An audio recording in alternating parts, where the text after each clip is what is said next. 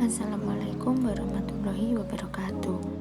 Pada video kali ini saya akan membahas tentang prinsip-prinsip pembelajaran IPS, MI atau SD.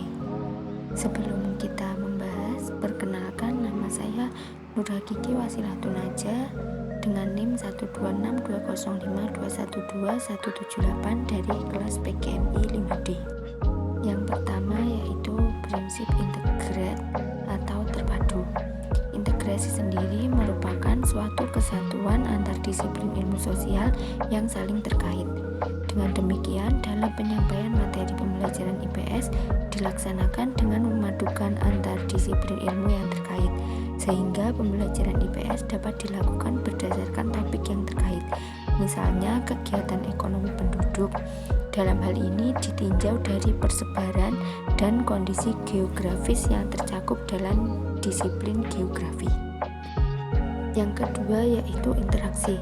Interaksi sendiri merupakan hubungan timbal balik antara individu dengan individu, individu dengan kelompok, dan kelompok dengan kelompok. Timbulnya interaksi disebabkan oleh dorongan saling membutuhkan dalam memenuhi kebutuhan hidup sehari-hari, baik itu kepuasan, ingin diperhatikan, dan ingin mendapatkan kasih sayang. Hubungan antar manusia atau relasi-relasi sosial, hubungan satu dengan yang lain, warga-warga suatu masyarakat, baik dalam bentuk individu atau perorangan maupun dengan kelompok dan antar kelompok manusia, mewujudkan segi dinamika perubahan dan perkembangan masyarakat. Dengan demikian, interaksi menjadi salah satu prinsip yang harus diterapkan dalam pembelajaran IPS di SD atau MI. Kegiatan kerjasama ini diwujudkan melalui kegiatan kerja kelompok, diskusi dalam memahami materi pelajaran IPS khususnya untuk SD atau MI. Yang selanjutnya yaitu kesinambungan dan perubahan. Ilmu sejarah mempelajari peristiwa-peristiwa yang terjadi pada masa lampau. Masa lampau memiliki pengertian yang sangat luas, bisa berarti 1 abad yang lalu, puluhan tahun yang lalu, sebulan yang lalu, sehari yang lalu, atau sedetik yang lalu, bahkan waktu sekarang ketika sedang membaca tulisan ini. Kita harus menyadari bahwa rangkaian peristiwa sejarah sejak adanya manusia sampai sekarang adalah peristiwa yang berkelanjutan atau berkesinambungan. Berdasarkan uraian ini, jelas bahwa dalam pembelajaran IPS harus memperhatikan prinsip kesinambungan, sebab apa yang terjadi pada hari ini tidak bisa dilepaskan dengan peristiwa yang sudah terjadi sebelumnya. Selanjutnya, prinsip perubahan, bahwa manusia selalu mengalami perkembangan yang dinamis. Oleh karena itu, hasil pembelajaran harus dapat dimanfaatkan oleh peserta didik dalam menjalani masa berikutnya. Yang selanjutnya yaitu prinsip kooperatif. Sistem pembelajaran gotong royong atau cooperative learning merupakan sistem pembelajaran yang memberi kesempatan kepada anak didik untuk bekerja sama dengan sesama siswa-siswi dalam tugas-tugas yang terstruktur. Pembelajaran kooperatif merupakan strategi belajar dengan sejumlah siswa sebagai anggota kelompok kecil yang tingkatan kemampuannya berbeda. Dalam menyelesaikan tugas kelompoknya, setiap siswa anggota kelompok harus saling bekerja sama dan saling membantu untuk memahami materi pelajaran. Dalam pembelajaran kooperatif, belajar dikatakan belum selesai jika salah satu teman dalam kelompok belum menguasai bahan pelajaran. Yang selanjutnya yaitu konseptual.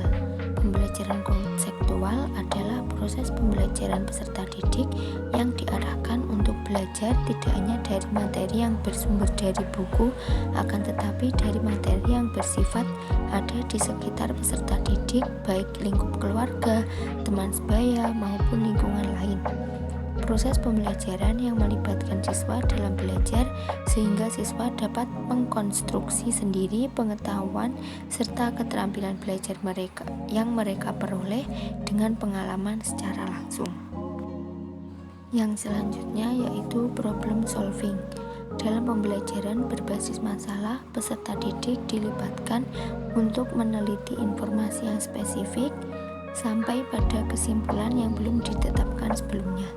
Dalam pendekatan berbasis problem, peserta didik diminta untuk menarik pengetahuan dari satu wilayah disiplin ilmu tertentu menggunakan pengetahuannya sendiri secara tepat, menerapkan pengetahuan dalam serangkaian tantangan, mereaksi secara tepat terhadap problem yang muncul, mencapai solusi yang telah dipertimbangkan dengan berdasarkan pada alasan yang dibenarkan. Yang selanjutnya yaitu inquiry. Inquiry merupakan suatu pendekatan pembelajaran yang menuntut peserta didik untuk mencari dan menemukan sendiri sesuatu yang baru sebagai hasil belajar. Pendekatan inquiry adalah suatu perluasan proses-proses discovery yang digunakan dalam cara yang lebih dewasa.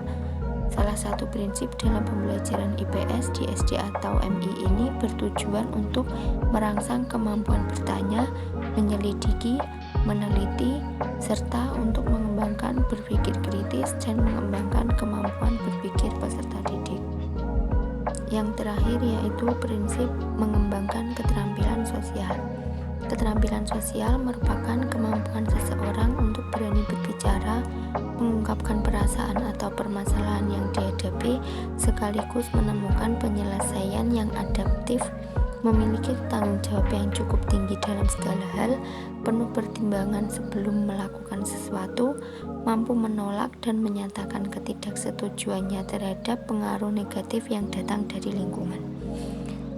Williams and Asser menyebutkan ada 4 konsep dasar yang harus diajarkan dalam membentuk keterampilan sosial siswa, yaitu yang pertama kerjasama, yang kedua partisipasi, yang ketiga komunikasi, dan yang keempat validasi.